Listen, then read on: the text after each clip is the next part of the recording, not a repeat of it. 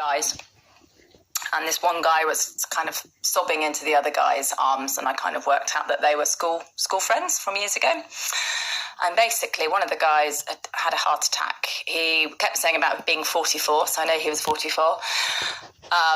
And he'd had a heart attack, and he was talking about what had happened in hospital and all of this. And then they basically both stood there and reeled off all the people that they know who have either died or have been sick. And everything they said was either heart-related, blood clots, or a stroke. It was like, one would say, oh yeah, well, my dad had a heart attack last year, and then my auntie, she had a really bad stroke and died. And then the other one said, yeah, my dad's sister did this, and it literally went on. And I was sort of listening, thinking, friggin' hell, because that's the first time I've actually sort of like heard anyone, from somebody's mouth. It's all hearsay. I know lots of people have been dying, but in effect it's been hearsay because it's just stories or whatever.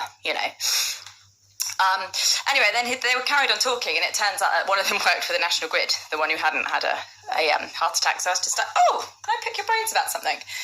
So we obviously know that these guys are in the Matrix because they didn't mention anything about it could be vaccine related or anything like that. So we know they're straight guys. So I just said, do you know whether the government, pay any subsidies or anything for... And he's like, oh, God, we're completely government funded. Everything's government funded. And I said, oh, and do you supply the electricity to our houses then? Yeah, we do it via the government. We basically go up to the box outside your house, and then from the house in, and your meter or whatever is all done by the SSE or whatever. I said, so basically the electricity is paid for by the government up into our door. And he went, yeah, it is. Yeah, no, definitely it is. So I said, oh, I read this leaflet and it says it costs like £9 a month or something for our energy. And he said, yeah, that's true. Yeah, that's all it costs. So I said, so what's going on with the brokers then? He said, I've never really thought about it. He said, but yeah, you're right. They're just making money for meter servicing because they're not supplying you with the energy. So then I said, okay, can you just clear something else? Can you, as the National Grid, switch us off at all? And he said, no. Only if there was a presumed gas explosion or something, and it would be done immediately there and then, and they'd corner off and get you out of your house and do all that anyway. It'll be like a serious sort of dilemma.